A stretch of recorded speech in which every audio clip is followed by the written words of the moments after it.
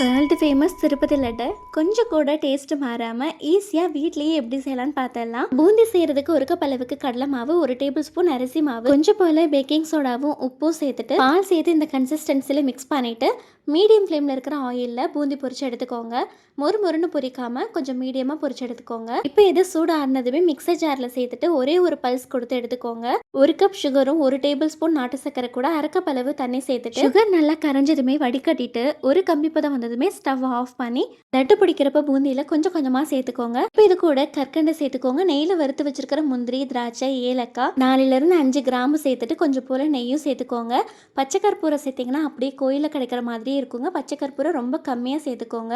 அவ்வளோதான். உங்களுக்கு வேணுங்கிற சைஸில் நல்லா கையில் பிடிச்சி எடுத்தீங்கன்னா ஏழுமலையானோட ஃபேவரட் திருப்பதி லட்டு ரெடி ஆகிடும். அப்படியே கோவிலில் கிடைக்கிற மாதிரி இருக்குங்க. ஸோ கண்டிப்பாக நீங்களும் ட்ரை பண்ணி பார்த்துட்டு டேஸ்ட் எப்படி இருந்ததுன்னு மறக்காமல் கமெண்ட் பண்ணுங்கள். பாய்.